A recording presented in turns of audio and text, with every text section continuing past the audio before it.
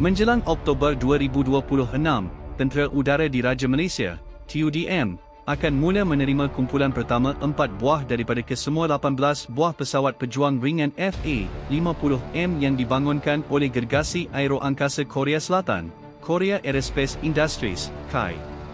Pesawat FA-50M yang bakal dimiliki oleh TUDM itu adalah varian terkini dan paling berkemampuan berbanding varian-varian pesawat itu yang dimiliki oleh Thailand, Indonesia, Filipina dan malah Korea Selatan itu sendiri.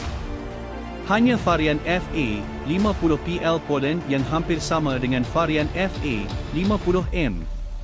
Sebagaimana diberitahu kepada Defence Security Asia, pesawat-pesawat FA-50M milik Malaysia itu akan dilengkapi dengan port sasaran sniper Advanced Targeting Port yang dibangunkan oleh firma pertahanan Amerika Syarikat, Lockheed Martin.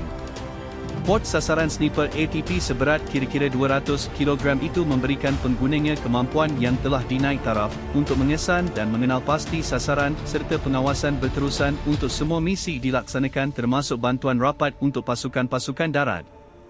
Sistem sniper ATP merupakan port sasaran yang telah terbukti kemampuannya di medan-medan peperangan yang disertai oleh Amerika Syarikat serta pelanggan luar termasuk pesawat-pesawat F-15E, F-16, kesemua Block B-1, A-10C, Harrier GR-7 dan F-18.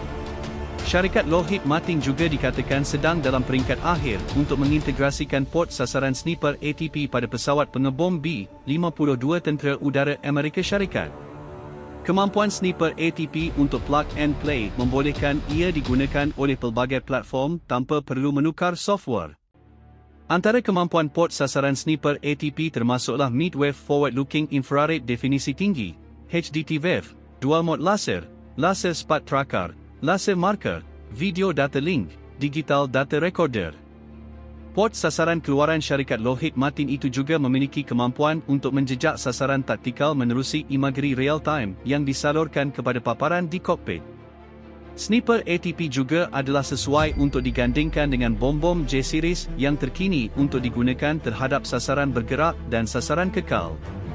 Penggunaan sniper ATP oleh pesawat-pesawat FA-50M TUDM bermula pada akhir 2026 juga adalah baik untuk atas dasar commonality dengan pesawat-pesawat F-18 di Hornet milik negara yang juga akan dilengkapkan dengan port sasaran sniper ATP itu.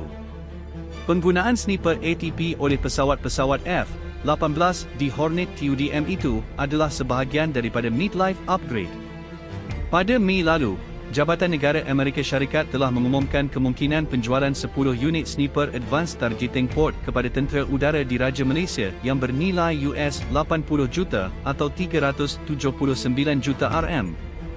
Diumumkan pada 7 Mei lalu bahawa kelulusan telah diberikan terhadap penjualan 10 unit sniper ATP berikutan permintaan daripada Kerajaan Malaysia berkemungkinan untuk kegunaan pesawat-pesawat pejuang F-18 di milik TUDM. Cadangan penjualan itu meliputi data-data teknikal dan publikasi, latihan anggota, peralatan latihan dan perisian, elemen-elemen logistik dan program bantuan. Cadangan penjualan sniper ATP itu akan meningkatkan kemampuan Malaysia dalam menangani ancaman pada masa ini dan masa depan dengan memodernkan pesawat F-18 dengan port sasaran yang sama. Cadangan penjualan juga akan menangani kebimbangan keusangan pada masa depan dan memberikan TUDM memenuhi keperluan operasi pada masa depan.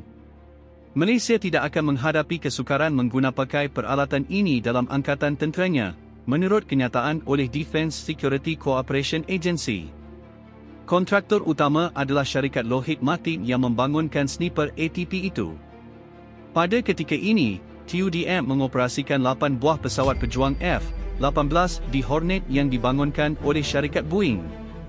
Selain dilaporkan akan dilengkapi dengan radar aktif Electronically Scanned Array Phantom Strike keluaran firma pertahanan Raytheon Intelligence Space, pesawat FA-50 Block 20 Malaysia itu juga dipasang dengan radio U-VHF yang hampir sama digunakan oleh varian terkini pesawat pejuang F-16 Block 70. Sebanyak 18 buah pesawat FA-50M yang diperolehi Malaysia pada harga lebih 4 bilion RM juga dilengkapi dengan Link 16 Block Upgrade 2 yang selamat. secure, bebas daripada usaha pemintasan pihak musuh dan lain-lain lagi. Selain itu, varian pesawat itu juga akan dilengkapi dengan meriam 20mm Gun, peluru berpandu M9, GBU-12 LGB Integration, GBU-38 JDM atau Joint Direct Attack Munitions dan peluru berpandu AGM-65 Maverick.